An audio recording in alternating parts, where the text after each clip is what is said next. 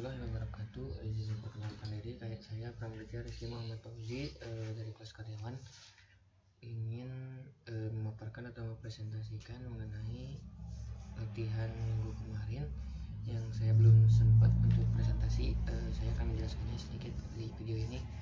Mohon maaf pembuatan videonya dadakan karena masih ada kesibukan lain mengenai pekerjaan. Nah, untuk awal di sini kita lihat dulu untuk bagian tampilannya ya. Nah, ini untuk tampilannya kita menambahkan yaitu CRUD atau Create Update Delete, yang mana CRUD ini adalah inti dari sebuah aplikasi, mulai dari create yaitu menambahkan data, lalu update untuk mengupdate data itu sendiri, lalu ada delete yaitu untuk mendelete atau menghapus file tersebut, juga ada read atau membaca file, dan itu semua terkoneksi dengan database. Nah, untuk awal di sini kita setting dulu ya base URL-nya, juga untuk database settingannya juga, mulai dari nama database-nya, username, password, seperti itu basic dari settingan database. Lalu kita beralih ke menu controller. Kita masuk ke pegawai.php yang sudah kita tambahkan. Nah, yang mana di sini terdapat beberapa fungsi, mulai dari fungsi index, save, update, delete, open form.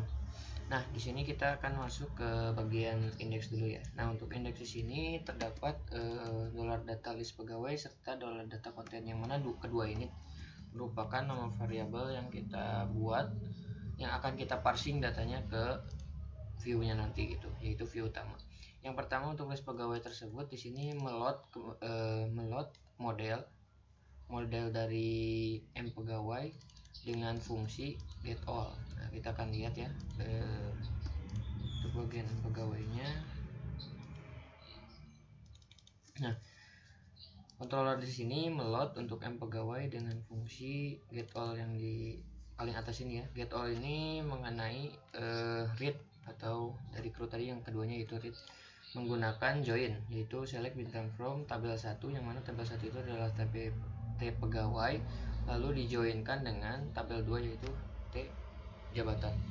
Lalu di sini diinisialkan kembali dengan variabel dari kita yaitu A dan B agar menginisialisasi untuk tabel A itu termasuk tabel pegawai, lalu untuk tabel B itu yaitu tabel jabatan.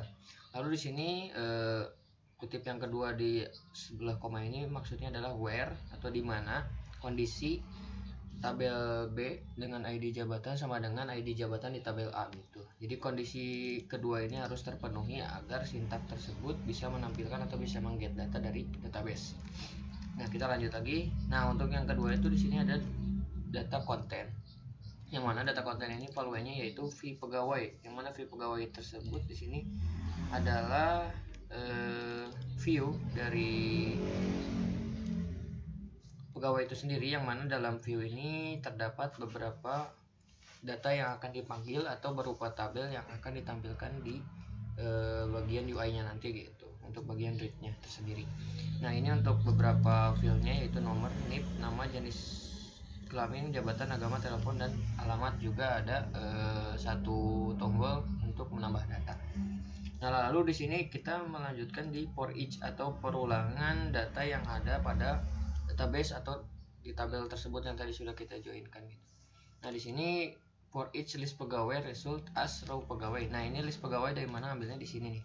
Yang tadi kita sudah deklarasikan variabelnya dengan list pegawai, yaitu mengget sintak tadi di model diparsingkan ke dalam data atau diparsingkan dengan inisial data, yang mana otomatis di pegawai pun sudah bisa memakai atau sintak dari model tersebut gitu. Nah, di sini diinisialisasikan kembali menjadi row pegawai dan memanggil beberapa field sesuai dengan yang ada di dalam tabel, dan akan melakukan perulangan sebanyak data yang ada di tabel itu.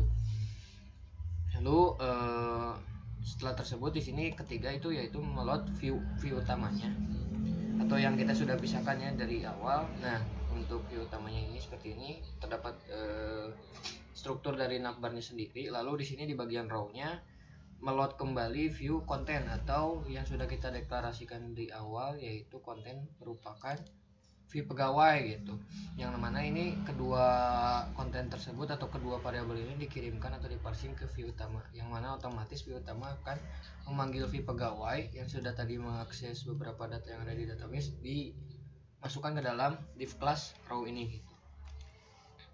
Nah, untuk selanjutnya di sini terdapat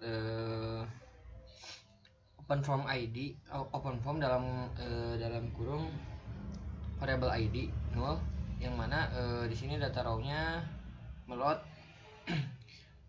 ke model kembali dengan kelas yang get by ID dan mengirimkan ID gitu. Lalu yang di sini ada data jabatan sama untuk get all jabatan dari database. Lalu juga ada konten view pegawai form, yang mana ketiga variabel ini akan diparsing juga ke view utama dengan perbedaan, yaitu view pegawai form atau untuk menginput data gitu, yang mana nanti akan dijelaskan di bagian UI-nya. Lalu di sini terdapat function shape. Nah, function shape di sini ada beberapa variabel kembali, mulai dari variabel ID dan juga variabel data. Variabel ID ini termasuk merupakan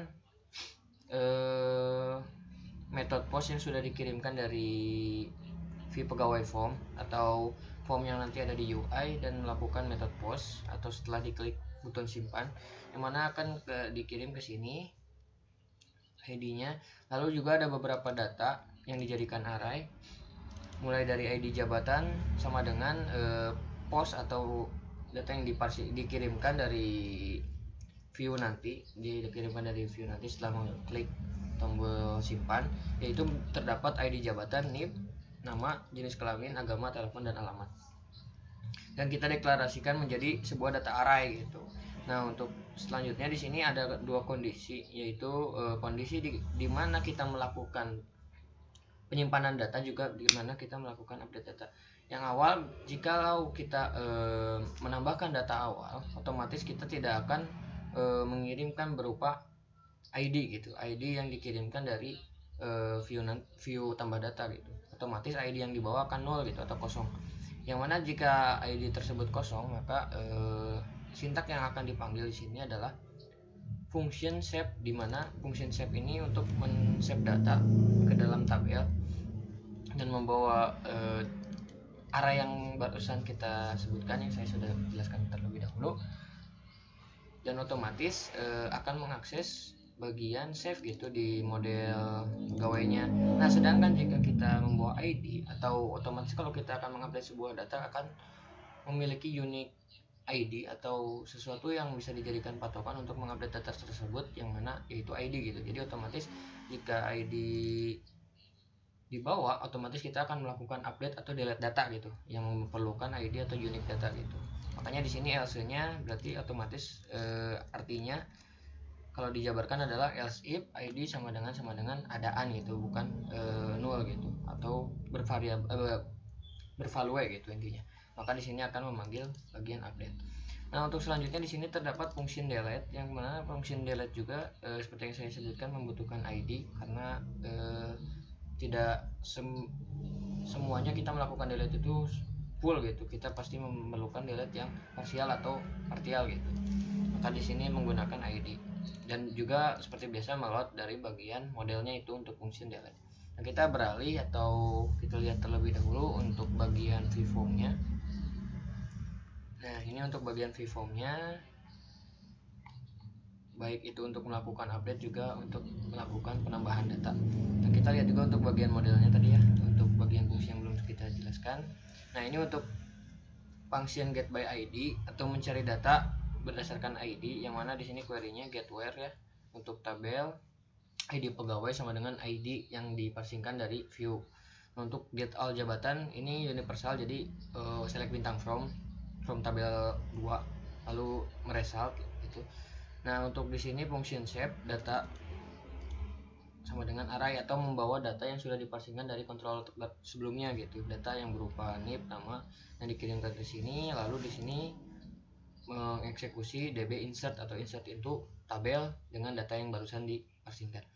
Nah, untuk update sama di sini hanya membedakannya, di sini terdapat satu sintak yang membedakannya, yaitu unique ID, yang mana ID ini yang akan jadi bagian dari where-nya atau kondisi di mana data yang akan diupdate gitu. Yaitu ID pegawai sama dengan ID yang diposkan di awal.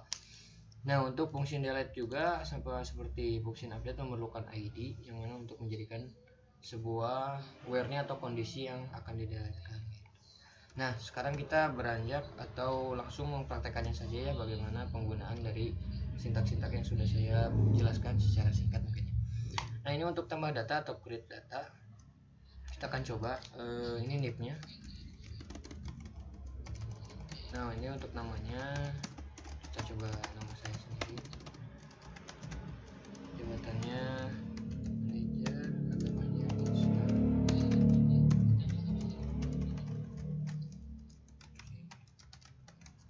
Nah, ini kalau kita mengklik simpan, otomatis ID yang dikirimkan seperti yang sebelumnya dijelaskan adalah 0 gitu. Jadi otomatis akan melakukan penyimpanan data baru ke dalam tablet.